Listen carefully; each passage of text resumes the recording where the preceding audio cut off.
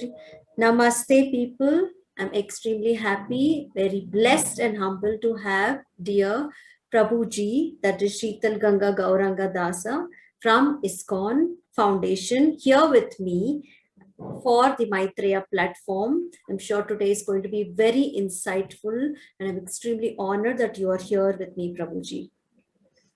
Yes, talking about Prabhuji, he's very simple and very orthodox, and he was born in a very orthodox family in South India, and he is been a teacher from grade one. I mean to say, he's very passionate about teaching, and he was influenced greatly by Gandhiji. His father is also a Gandhian philosopher and also a preacher of non-violence and always talking the truth.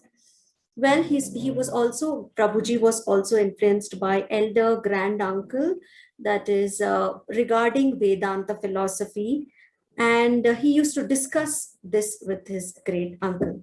So born in Kanjipuram, that is influenced by a lot of temples, festivals, and also Shankaracharya and Advaita philosophy and Vedanta all throughout his life. Being a South Indian and also a place like Kanchipuram, which is so rich in culture, and South India is definitely, it stands out in bringing the culture, in spreading whatever we are proud of being an Indian. So I am very happy. I'm blessed to have Prabhuji today here. Thank you. Thank you. Yes, coming back to your background, Prabhuji, you said you were born in a simple Orthodox family. Yes, can you share some insights as to how your childhood was? What are the significant memories that you carry today? It's like anybody else's life, a typical South Indian family whose father is working only 9 to 5, not like today, where they work 24/7. Yes. And I had my upbringing, schooling in the Hindustan Aeronautics Limited quarters. What we call today as Vimanapura. Correct. So I joined the school there, and the earliest impressions of my teacher, one Mrs. Rachel Rajamani, and she was my teacher for English.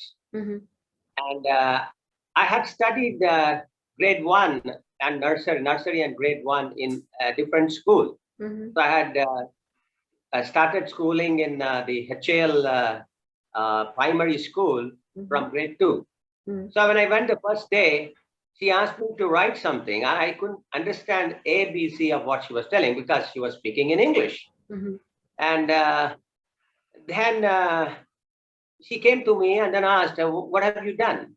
I had to say, I could not see anything because I really didn't understand what she was asking me, what she had asked me to do, what am I supposed to do? Nothing I know. So then she became very angry, and then she asked me to hold my hand like this, and then she took her scale, which is unthinkable in today's world. Yes. And she gave me one whack. And this whack was so disturbing to me that I began to cry. And when tears welled up in my eyes, then she understood that probably the boy couldn't understand what I was telling. And then she started speaking in Kannada and Tamil. I told her, I'm sorry, ma'am. I don't know what you asked me to do. If you tell me what I should do, if I'm able to understand, then I'm trying to do it. And then she held my hands, and we had a 4-line notebook. And then she wrote the copy work for me, the first line. Always speak the truth. And it was, cursive writing. And even to this day, I remember that scene. I can never forget that. And then when I understood what truth means and what speaking means and what the word always means, that left a very deep impression in me. And I tried throughout my life, never to speak a lie. So this is the first impression I have of my school. And then I joined the Scout movement, and then the mission of Scouts is to be prepared to help the society, be prepared to help the nation, country, and always abide by the laws of God. Yes. So this was a very, very formal introduction for me that there is something known as God's laws. Correct. So this was an introduction to me as God's laws. And then when I was seeing my father helping others, when I saw my father guiding others, and how actually he was pointing out the mistakes of the people who came to him, and because of their mistake that they are suffering today. So yes, he never spoke to me. He never preached to me. He never advised me. In fact, I have never ever had even one single advice directed towards me. He was always advising others, and I would be around, and all those advices actually I imbibed. True.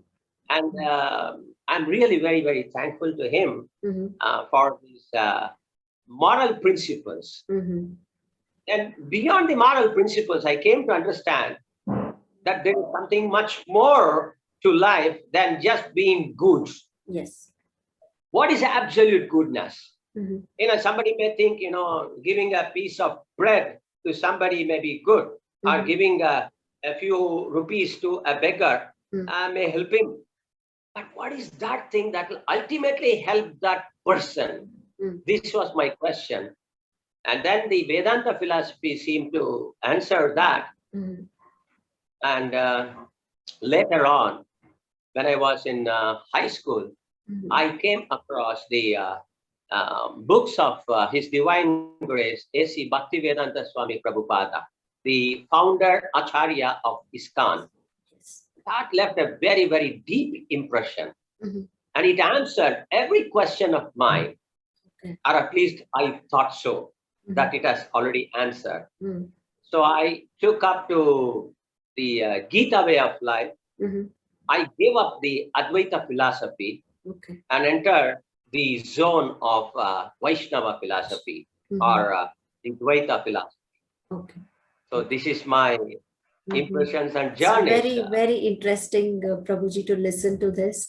Well, you said during your 8th standard, you were inclined to read spirituality, to read about what life has to offer.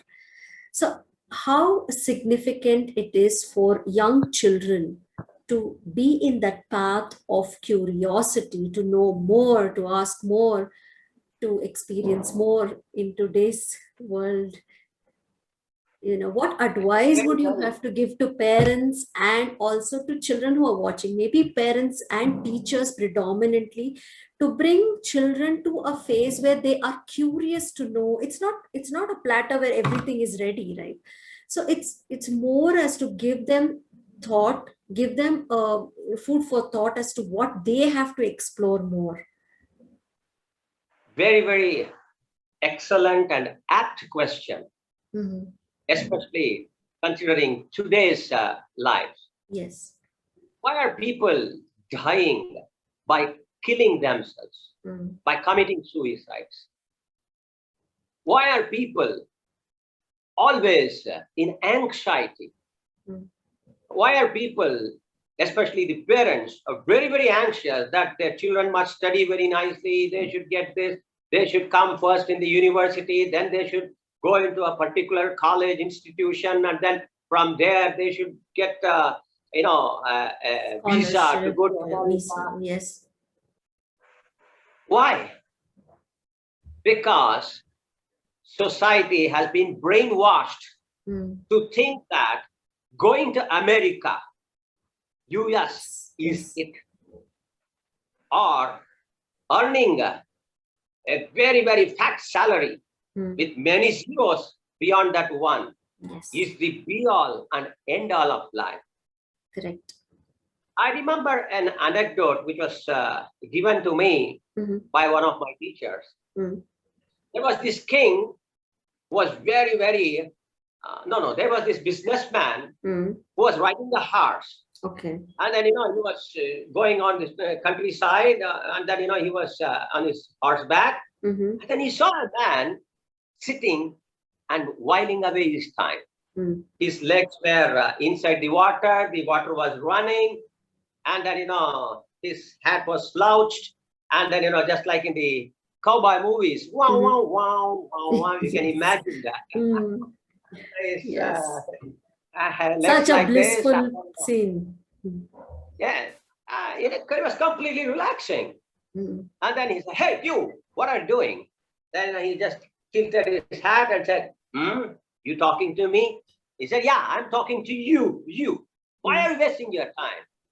"Okay, I'm sorry. So what should I be doing now?" "You should have gone to school. You should have done this. You should have done that." "Okay, I have gone to school. I am a graduate. I'm a postgraduate. So what do I do now?" he asked. Then the man says, on the horseback says, "Then you will get a very good job." "Okay, I'm in a good job. I'm earning lots and lots of money." And then he says, "Okay, what should I do later on?"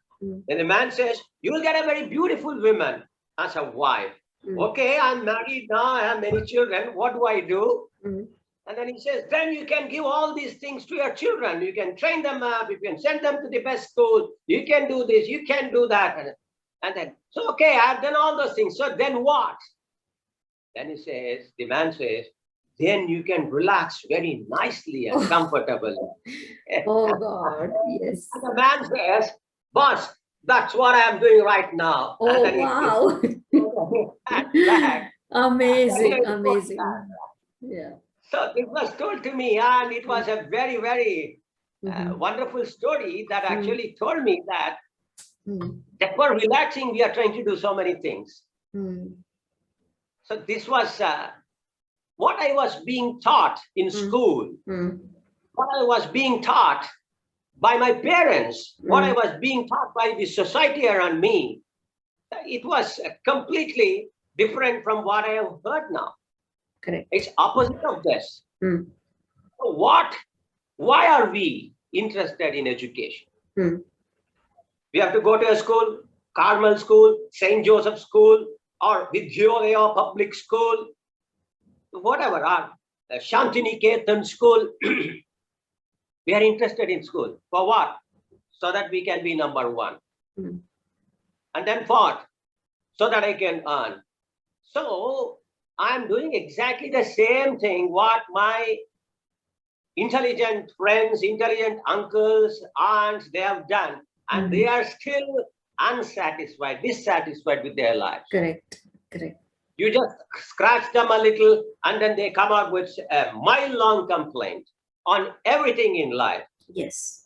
So why is this happening? This is happening because we have been brainwashed by the Western educational system, the Macaulay system of education, that learning English is extremely important, or trying to understand some mathematics and this and that is very important, or technology is important. But this is all not really required at all. This is not required at all. So what I am going to say, the parents will be completely confused, the children will be lost, but I am sorry, I am going to speak the truth. So these are not essential. We are teaching, present schooling and educational system teaches them how to be a perfect coolie, nothing more. Yes. I'm sure you would have come across the word cyber coolie. Yes, so 100%. that's what most people are. They do not know how to face life. True. They do not know what is the goal of life. The goal of life, according to everyone, is to increase their material comforts, increase the money they have. True. Many, many millions of people across India have so much more money than what they had 50 years back. But do you think they're really happy? Don't you think that the happiness index has come down? Very much. Do you think that they are more healthy? I go to the villages, I see a grandfather who is 90 years old. He is not wearing glasses. I've been wearing glasses since class 10. My teeth is not good. His teeth is good. So what is that makes the difference? He is healthy. He is peaceful. He's never angry. He's not an angry young man. True. And he is always completely satisfied. But in your and our estimation, that man is a Hali Gugu, Gauda. Yes. We think that he has not succeeded in his life. Correct. But actually, he has succeeded in his life. He's peaceful, he's happy, he's healthy. And he's able to solve many people's problems. Yes. So we have been given skills. Skills how to read, write. We have been given skills to even design things. But we have not been given skills how to actually lead my life.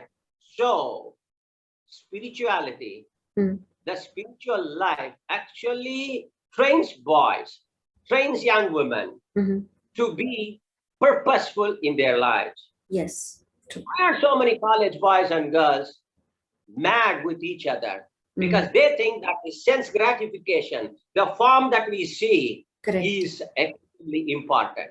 So if they want to marry, what are the criteria they are going to use? You take Hindu or Indian Express, their columns which matrimonial, fair, free, long, tall. What is that? Thin. What is all this? This is completely external. The beauty is not because of what I pat on my face. The beauty has to shine forth from within. Very much true. But they haven't understood that. So this is the first thing that they are looking. That she should be this. And the second thing that they want is she must be in a position to earn good amount of money. And so, and then the third thing that they are saying is that she should be the only daughter of her parents. And the fourth thing that they are telling is that she should have interest in whatever I have. Now, this is a very, very deadly combination. Yes. Perfect recipe for divorce. Correct. That is the reason why we are seeing so many divorces, even in India, even amongst many communities like Jains and Brahmins, where they never had any kind of divorces. And today they are freely using the word divorce. Why? Because they have opened a formula. They are trying to follow a formula that only leads to divorce. The woman has money. Because the woman has money, she is demanding complete independence. She says, the money I earn is mine, not yours. Correct. Yes. But this is not how actually Indian culture grew up. Indian culture was. Yes. The money of the husband is never the money of the man. It was the money of the family. Yes. The wife would have equal right over it. Correct. The children know that the father is providing for us. So they would be respectful. So in this way, so many things. Yes. Which was automatically being learned. Have all been given the go by because we want an independent woman. Yes. She has money. She is beautiful. She has education. She can stand on her own legs. Now, these are perfect because she has not been given the moral moorings that will tell her how to utilize this. AK-47 is a perfect weapon. Now, you give it in the hands of terrorists, what will happen? But the same AK-47 weapon in the hands of the Black Cat commandos, the national security guards who are guarding our prime minister. Yes. The knife or a scalpel in the hands of a surgeon, and the knife or scalpel in the hands of a ruffian. What is the difference? One is death, Yes. the other is life. So therefore, Indian educational system has been bombarded by this Western thoughts, Western influence, Western thinking. True. And because of that, we are having so many different kinds of problems in today's world. Yes, yes. Very, very well said, Prabhuji. Yes. Well, when you say Indian education system, predominantly, what has to be changed? Like when you compare it to the Gurukula system, what we had previously in Indian culture. So what can we take from the Gurukula culture and adapt and adopt in our schooling criteria or the schooling's curriculum? First of all, it's nothing to do with curriculum. Okay. And nothing to do with syllabi. This is how you have been brainwashed to think. Change this, tweak that, tweak this. That's not the one. The heart of the Gurukula system is not what is the content of the Gurukula, but the person who is running the Gurukula, the Acharya, the teacher. Yes. The teacher has to be peaceful. The teacher has to be a real man of letters. The teacher must understand the purpose of life. Yes. The teacher does not come to the school because he or she wants the money. Yes. We have in the Indian traditions many, many examples. For example, you know Chanakya Pandita, who wrote Kautilya's Arthashastra, yes, who gave us innumerable Niti Sutras, was an expert logician, expert politician, everything rolled into one, expert economist. You know how he was living? He always lived in his own hut, even though he was the prime minister of a country. He lived in his own house, which was only a hut. He never ever put out his hand and say, give me this salary. He never worked for a single pie. And because of that, he could tell the king, good, you're right. And face blank, you know, directly on his face, you are wrong. You're doing this. yes, This will lead to your ruination. It will lead to the ruination of the people of your country. This is how. So the teachers are career teachers. yes. As long as you are career teachers, you cannot do any damn thing with your educational system. True. Whatever. They will teach Ramayana. Okay, they will teach Mahabharata. But the real goal will be, when will the bell ring? When can I go home? When can I take care of this or that? Yes. So the money has destroyed everything. Having said this, we need to have a working plan, yes, to try and reorient the real education of India. yes. So what should we do? The first thing is that Bhagavad Gita must be taught in our schools. Yes. Bhagavad Gita is a completely secular work.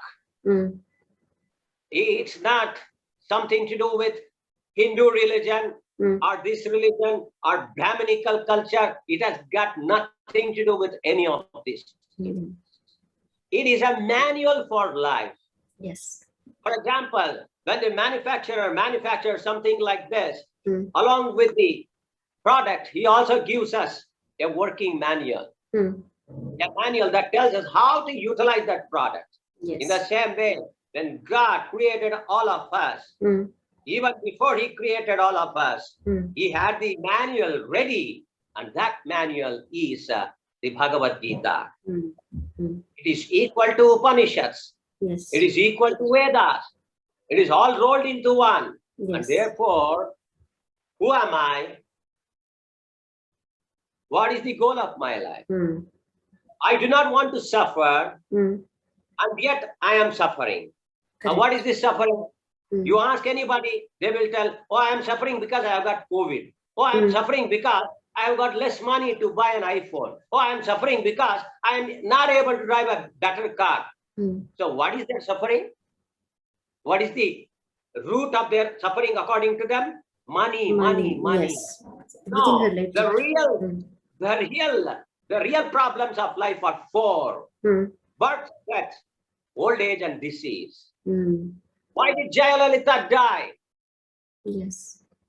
She had tons and tons and tons of money. Why did she die? So money cannot actually buy us. Money can buy us the best medicines, but it cannot buy health.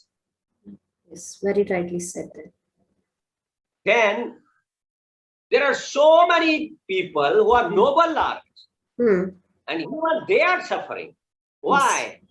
Because gnana, knowledge by itself, cannot give happiness. True.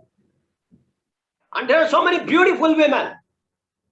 You take Aishwarya Rai, you take so many movie stars whom you are seeing, and we are all, floored by their beauty.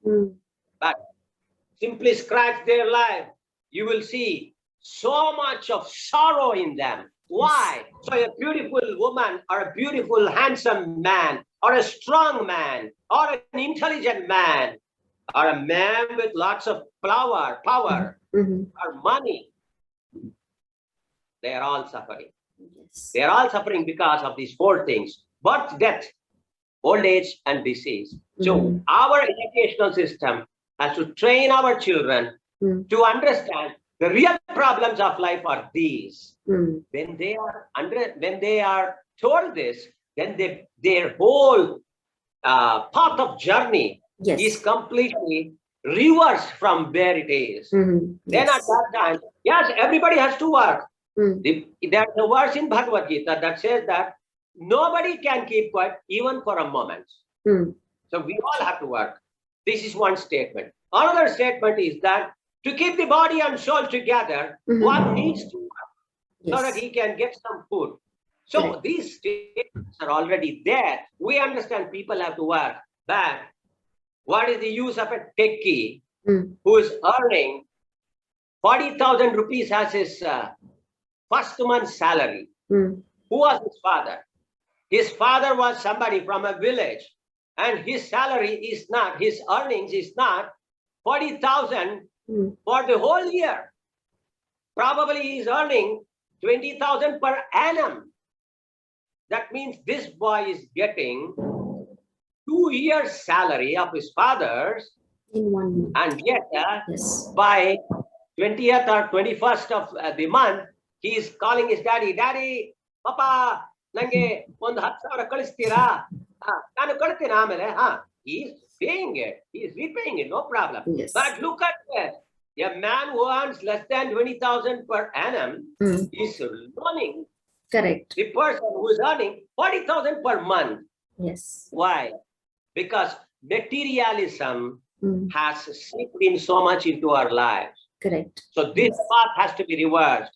And this path can be reversed only when we point out the real problems of life: birth, death, old age, and disease. Correct. And when this is done, then everything else is set right. Yes, we need the 3 R's: reading, writing, and arithmetic. All the 3 R's need to be taught. Yes. One thing that we have completely forgotten, and swept it and pushed it into the dustbin is our Sanskrit language. Yes, correct. This Sanskrit language has very, very great potential to bring the whole country together. True. Our nation, when it was born on August 15th, 1947, 00 hour, it was later on divided according to linguistic states. And because of these linguistic states, what has happened is it has made us very parochial, very narrow-minded. Correct. A South Indian calls a person from North India as a North Indian dog. And that fellow calls us as a South Indian dog. And they want to impose Hindi on somebody. And these people are telling, Tamil is the oldest language. We want you to learn that. Where are we heading? Now, Sanskrit, everybody, of course, except the Tamils. Everybody agrees is the mother of all languages. Yes, true.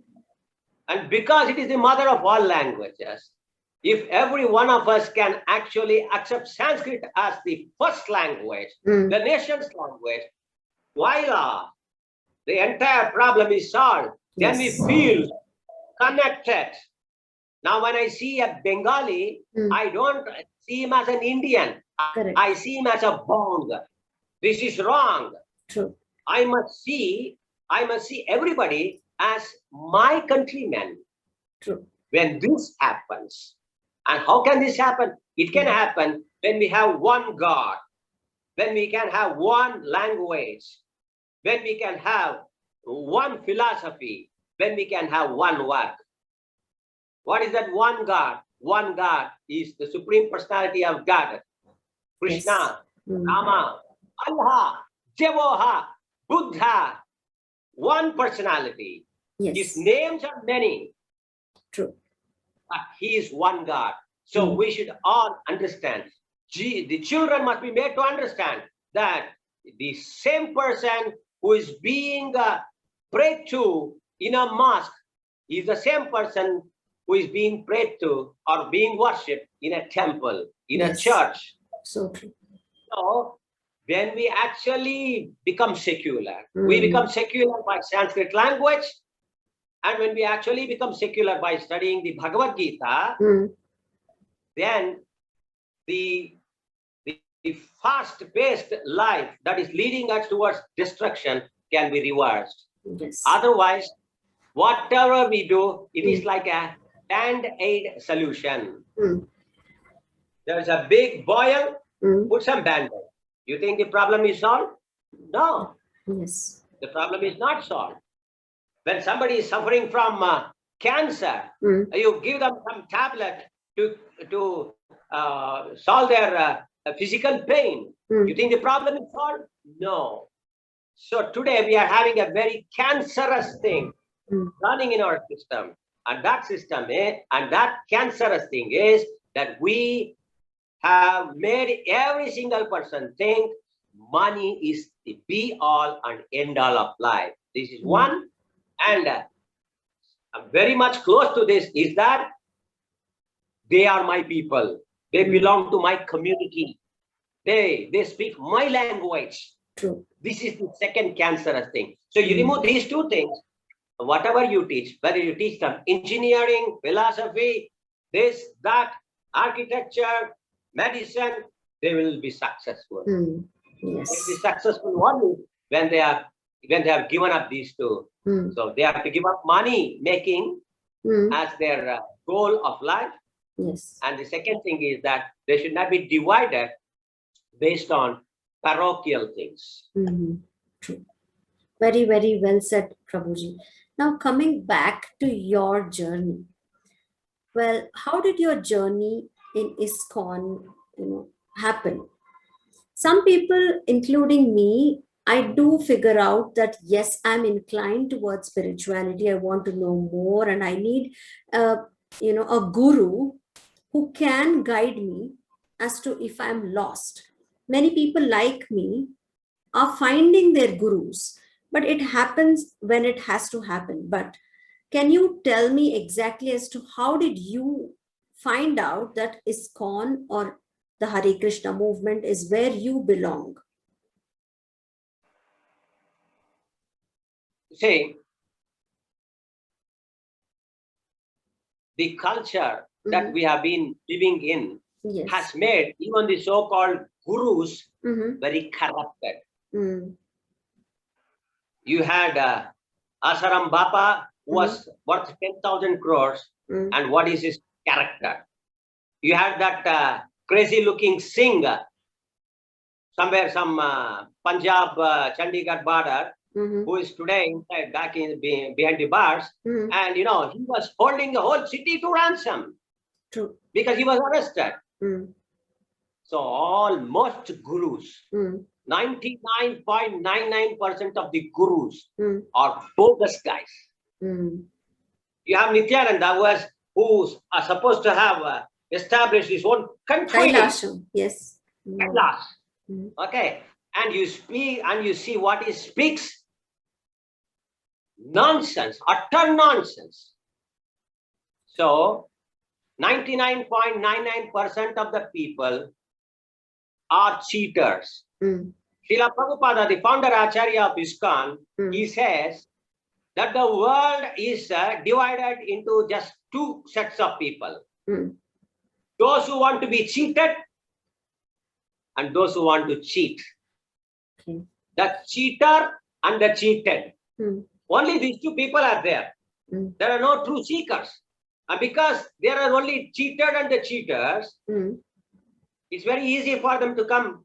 And that is why we are seeing so many young girls, women are raped, held captive, they are held as sex slaves, and money making is a very big thing, and they have hundreds of thousands of crores rupees worth of properties, and they do all kinds of economic offenses, and they're bringing ill repute to the real Indian philosophical systems. Yes, true.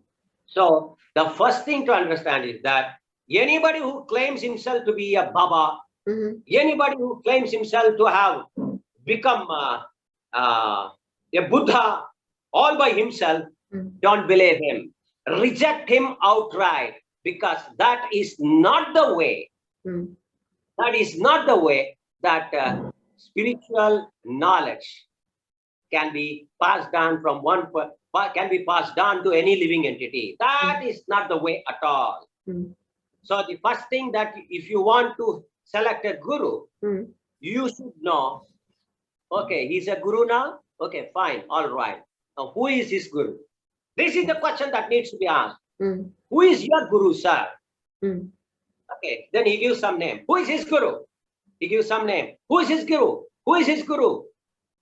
In this way, you should reach to the Supreme Personality of God. The chain of unbroken disciplic succession. This is the only way that you can be sure that you are not being taken for a ride. True. The second thing is that if a guru is telling something, then he should actually be telling only those things that actually he is following. If a guru says, do not smoke, and just like many doctors are there, they have the cigarette dangling in their hands, and then cigarette smoking is very injurious to health, You see, what happens is the tar and the nicotine and it goes inside, and then, your whole lungs, you can understand. So you should give up smoking. And then he will give one big prescription. So we don't require these kind of advice. True. The person who preaches what he practices and practices what he preaches, it is your responsibility. It is the responsibility of the sadhaka to find out whether this man is doing that or not. That means his life must be an open book. Yes. Not that, he is always well guarded and nobody knows what's happening between the four walls of his room. So this is not. He should be a very public person. He should be. Everybody should have access to him. So these are the ways in which we can actually, The other thing is that supposing you go to a doctor and then you have gone for some cold and cough, and then the doctor is sitting there, and then you go inside, and then he asks, what is the problem? He says, and then you say, I'm having severe cough, and then he says, don't worry, it will go up in 3 days. You just take this medicine. You can understand. Yes. He is unable to cure himself. So therefore, we have a very good line in English. Physician, heal thyself first. True. So a guru must be peaceful. A guru must not be fighting for money. A guru must not be fighting for position. Yes. A guru, if any guru, meaning a sannyasi or a baba, if he is very much closely moving in the midst of young women, then you should not go anywhere near him. Yes. Because the Shastras are telling very clearly that sannyas means even if somebody thinks about women, even if somebody sees the form, wooden form of a woman, Yes. they have actually broken their sannyas principles. Sannyas. Yes, true. So, you see, there are so many things. But then, we are not trained. The schools and colleges have not trained me what to look for in a real teacher. And therefore, in India, we have millions of gurus who are taking billions of people for a ride. And don't think it is just only in India. It happens all over the world. Yes. All over the world, there are crazy guys who will say, in America, we had this cultist who said, this is the day that the world is going to end. You don't require any money. Give all your properties to me. Do this, do that. And then you will get it back when you go there. Everybody transferred their properties to him. And then the man vanished. Yeah. This happened in America. It happens all the time, everywhere. So Yes. therefore, we have to have knowledge how to select a guru. We should be able to distinguish between the real saints and the swindlers. Correct. Yes. But because we have not been trained, because we have not been informed who's a saint and who's a swindler, we are confusing a swindler for a saint. True. And a saint for a swindler. Yes. Oh, that was really, really insightful, Prabhuji. Yes. Very, very well explained with examples. So I came across Srila Prabhupada. I read his books and I saw how his disciples, his students were behaving. I was able to test them. I was able to actually have lots and lots of conversations with them. And then I came to the understanding, yes, I have found my guru. I have found the place where I have to be. So therefore, everyone has to be trained to understand the difference between the chaff and the grain. Otherwise, we will throw the grain and then, hold on to the chaff. Now, there is another thing that is reactively happening. For example, because there are so many swindlers in the guise of saints, what these people have, what is their solution? Throw out religion. Yes. Now, supposing somebody had a gun in his hand and he shot somebody, is it good on our part to say that, destroy all guns? It's nonsense. We require guns. Gun has its value. Knives have its value. Atom bomb has its value. Everything has its value. Yes. So instead of taking the gun away from that person and putting it in the hands of the NSG or our Indian army, you said throw the gun. So it is like throwing the baby along with the bath water. So this is not the solution. True. We should be able to actually put behind bars every single person. The law of the land is there. Utilize these laws. Yes. And put those people behind the bars. Start with the small guys. Then the big guys will automatically fall in line. Yes. The Congress president may be a very corrupt woman.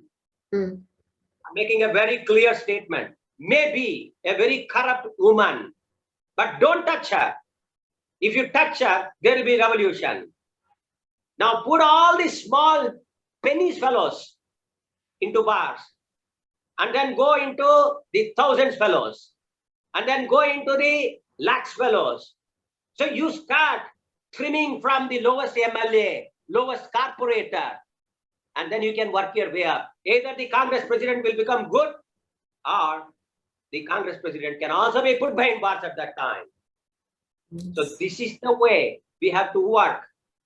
But unfortunately, there is no political will. And why political will is not there? Because they are themselves untrained. They do not know the goal of life. The politicians do not know the goal of life. But they will come to open a temple. They will come and do some another. But don't confuse rituals with real dharma. Correct. Savai punsam paro dharmo yatho bhaktir adokshate ahaituki apratihata yayatma suprasidati. These are words from Srimad Bhagavatam. This says that the one and only occupation, the one and only dharma of all beings, all human beings, is just one, not two, one. And what is that? Serving the Supreme Personality of God. Yes. Without any motives and without any interruption. Ahaituki apratihata. So they have to understand this. If they understand this, then many things will begin to change. Yes. We are all religious. The mother says to his son, "Beta, go to the temple." Now, why I should go to the temple? Your examination, final examination. So you need to go pray so that you will get first class, first marks. Now, the candidate number 2 is also going. Candidate number 3 is also going. Like that, all the lakhs and lakhs of people, students who are taking the board examination, they're all going. So who will get? What is the criteria? So we need to know the karma theory behind this. Yes. So we are encouraging people to become blind. We are encouraging our children, the younger generation, to think that God means an order supplier. Oh God, oh God, oh God. Somehow or other, this wonderful pen, hero pen. I don't know whether you know hero pen. It used to be a big pen when I was a small boy. I should get hero pen for my 10th standard examination. Then I graduated. I said, I must get a scooty. Then I graduated. I must get a girlfriend. I graduated. I must get this. I graduated. I must get that. For all this, what am I doing? Going to God and praying. This is not the relationship between God and His creation. Yes. He is our Father. He is our loving Father. He has already provided for us everything, whatever is required for us. So we have to start having loving relationship with Him. What is that? That means we should ask our Father. Our Father is going to the factory, he's going to the government, he's working as a doctor, and he's bringing money, he's working very hard. When he comes home, I should ask my dad, "Dad, can I give you a glass of water? Are you hungry? Can I get something for a bite? Can I press your feet? Yes. How was your day?" I need to ask my father all these questions. This means that I am loving my father. Not that, "Father, give me the chocolate. Father, give me that. Father, give me that. Father. This is what we are teaching. Yes. And later on, I am realizing now as to I need to call my father and thank him. I mean, the way you're putting it across, yes, I've always, kind of expected from him as to give me that, give me this. Appa, did you do that? Appa, did you do this? Appa, I want that, I want this. Now that you're, making me and the others who are watching realizing the fact that, yes, it's more to give, not just to take. Love means to give. Yes, true. Love means to give, not to get. True. I do this because I want you to do this. What is this? This is called as business. Business. Vyapara. We are not to do business either with each other or with God. Because we are only involved in business, we are also treating God as our partner in business. What is the partnership between Him and us? Hey God, you are working partner. So start doing all the work. And I am the partner that will take all the money. And why will God listen to you and me? Why will God listen to us? So therefore he says, get lost. Also, coming back to whatever you said, Prabhuji, that Seva hi paramo dharma, that is what ISKCON is following, and I really humbly, do namaskaram to you, and it should reach the ISKCON officials or whoever is in charge of this, that the Akshaya Patra Foundation, the initiative is working wonders to give a free meal, a hot meal to all the children here studying, and also coming to our own personality. How important is it to have this mindset of Seva? What is Seva? Where does Seva fit into our lives? This we need to understand. You see, you are breathing today, right? Right now you are breathing. So much million gallons of oxygen you are taking. Remember and try to recall how for this small quantity of oxygen, people are prepared to give tens of thousands of rupees and they are not getting oxygen cylinders. Yes. So we should be thankful to God that he has provided air free of charge. Has God ever asked you to pay a penny for the air that you are breathing? No. Then sunlight. Your great-grandfather created the sun, or my great-great-grandfather created the sun? The sun has been right from the beginning of creation. In fact, sun is the source of all creation in one sense. Without sun, everything is lost. Why sun is called the source? Because it is the only energy system that works 24/7 without anybody trying to refill it. And it works 24/7 and takes out all the water, filters out all the impurities, sends it up into the sky, stores it in the cloud, and then when the earth is parched and when the earth requires water, it simply pours down. Annat bhavanti bhutani parjanyat anna sambhavaha.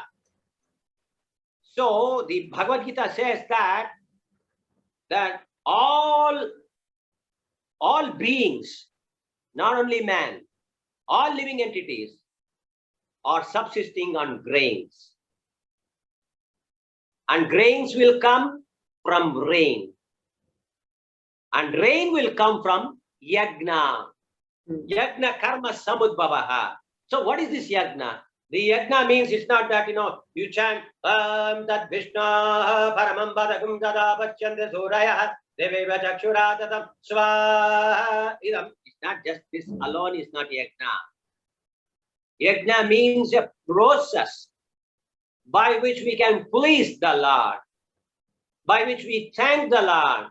So we thank the Lord for air. We thank the Lord for light.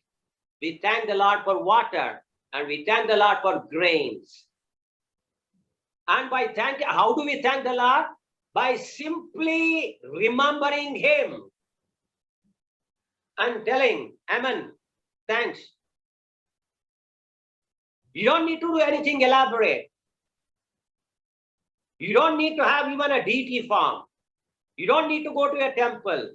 Of course, it has its own relevance, etc. But I'm telling, at the lowest standard, you don't require anything. All you require is gratitude. Gratitude to the Creator, to the system the Creator has created, and say thank you. This is nothing but actually done by a yagna called as Nama Japa or Nama Sankirtana. Nama means name. Whose name? Your name, my name? Who is God's name? God's name. Yes. So therefore, we say, Hare Krishna, Krishna Krishna, Hare Hare, Hare Rama, Rama Rama, Hare Hare. So this is a prayer. This is a prayer that thanks the Lord for all the wonderful things that He has given us.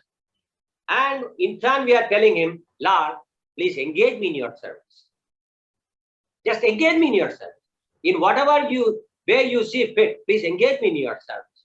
So when we actually come to the point of gratitude, our real spiritual life begins.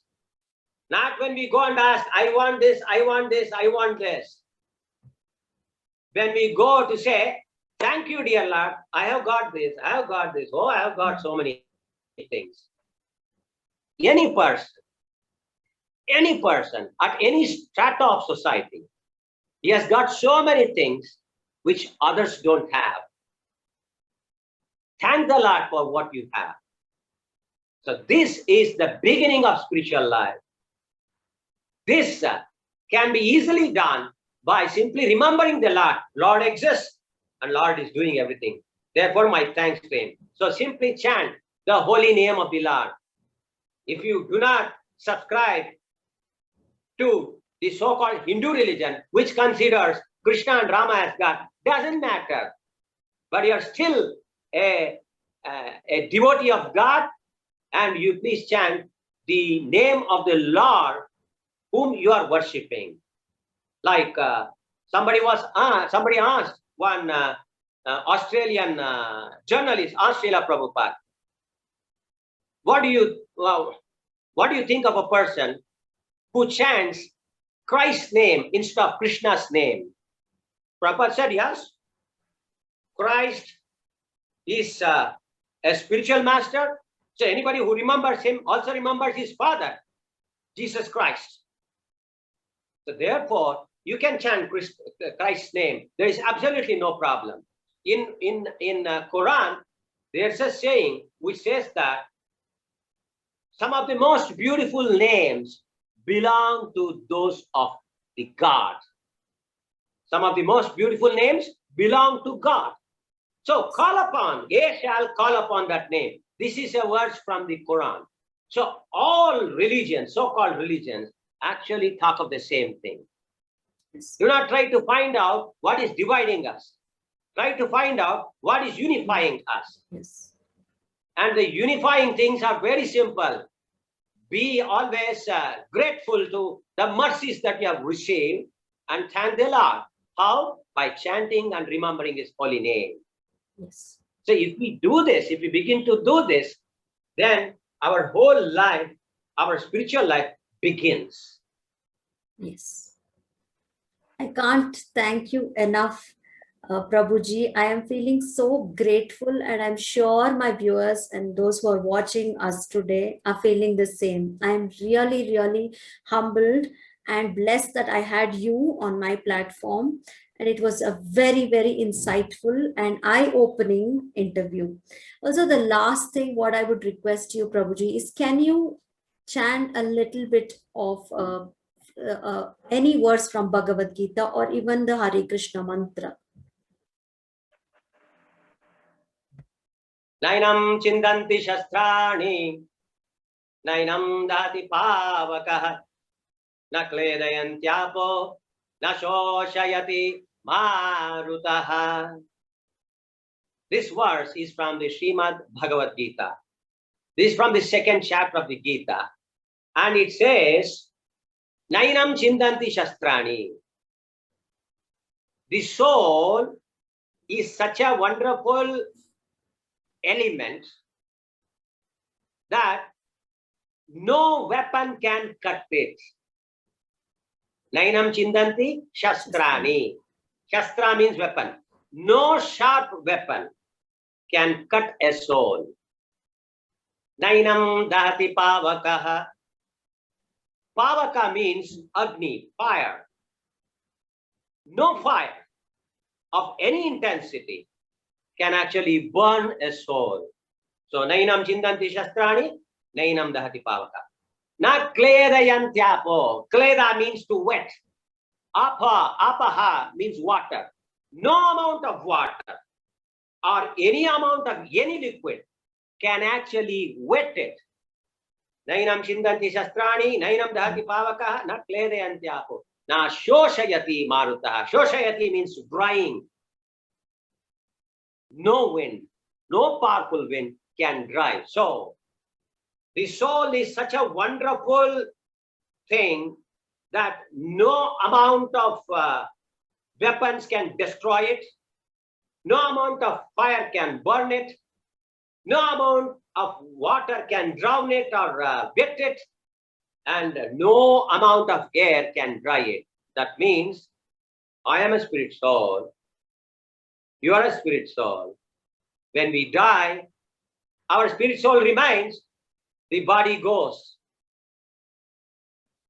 Srila Prabhupada visited Australia. When he visited Australia, he was asked by a Christian convent to come and address its students. So Prabhupada was, he was addressing, number one, very young people, children, and number two, he was addressing people who had absolutely no idea of what is Veda, who is God. They have no idea. Okay, so how do you think Prabhupada would have actually gained the greatest respect of all those people, all the children, all the superiors, all the teachers there, all the fathers and sisters and other Christian leaders there?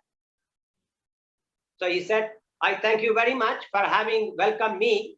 So I am a saint from India. I'm a monk from India. So before I give my talk, I want a volunteer. So then one boy, George, so George, come on, go. Everybody pushed him because he was the hero of the school, convent. So George walked up, and then, he was a little, nervous because this man who has never seen a sadhu in his life, so that man is asking him, I don't know what he's going to ask me, and I have already been designated as the best boy. So I have an image to protect. So Prabhupada asked him, so you are a very intelligent boy? Mm-hmm. My friends call me so. He said, good. I'm very glad to have you here, Mr. George. And then he said, so I want to ask you very simple questions. Okay. So Prabhupada asked, so can you tell me, where is your hand? He was shocked. He's asking me to show or tell me where my hand is. So he said like this, very good. Then Prabhupada clapped. Then all the children clapped. Your nose, your eye, your mouth, your tongue, your heart, your lungs, your shoulders, your this, your stomach, your kidney, your this, your that. So he became so, like this he was. Then Prabhupada dropped a bombshell. Yes. Okay. This is your nose. This is your eyes. This is your head. And what's inside that is your brain. This is your ear. And this is your heart. So where are you?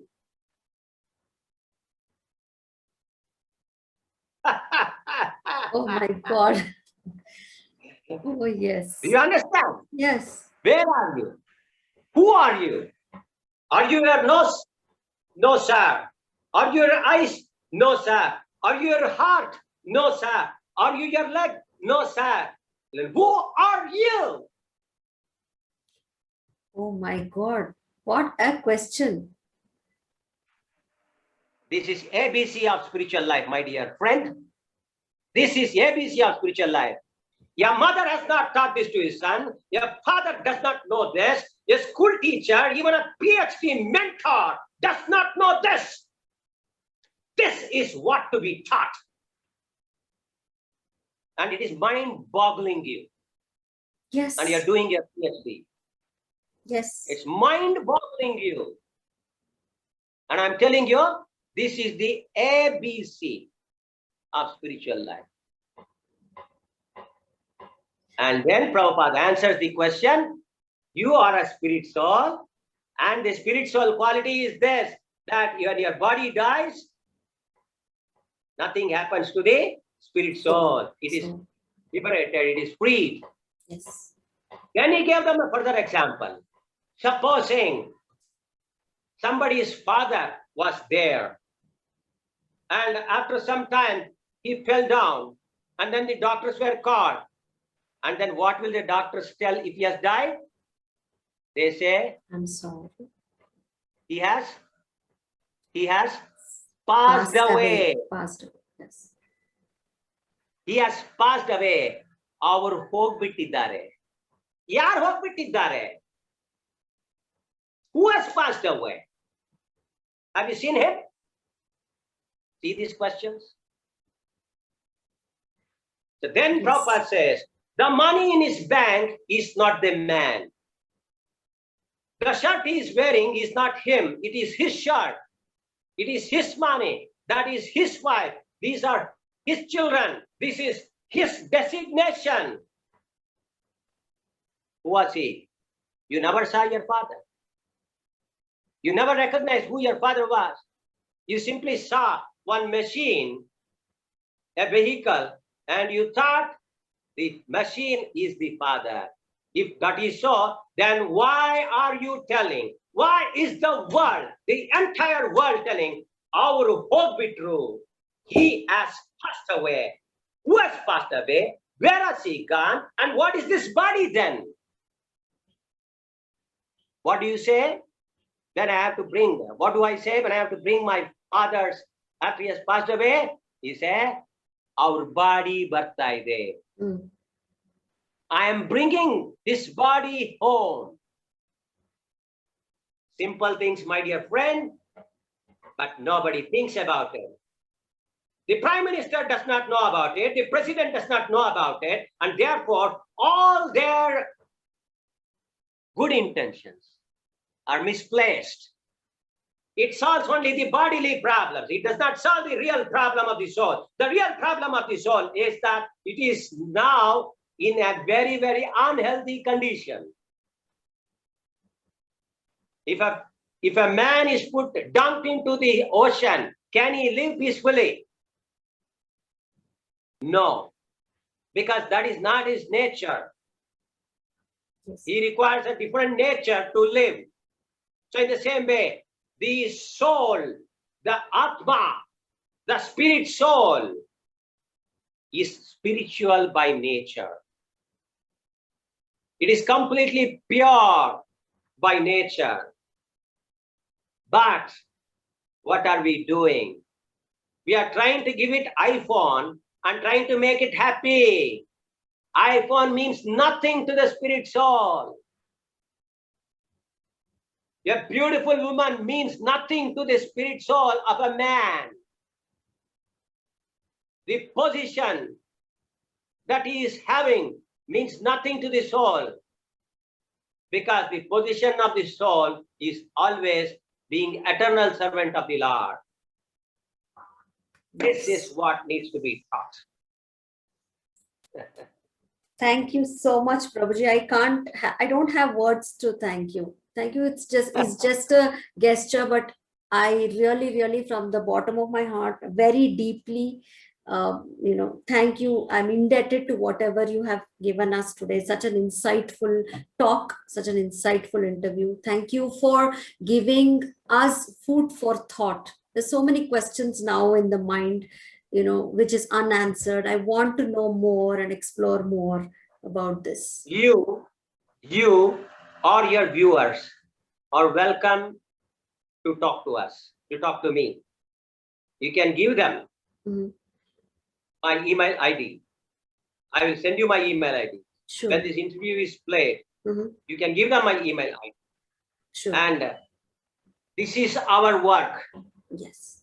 This is the real work of a devotee, that Yes. he gives solace, real solace. Yes. Not some band-aid solutions. So in this way, we want to be of help to the society. Yes. Thank you very much for giving me a platform. Thank you, Prabhuji. Hare Krishna. Thank you. Krishna. Hare Krishna.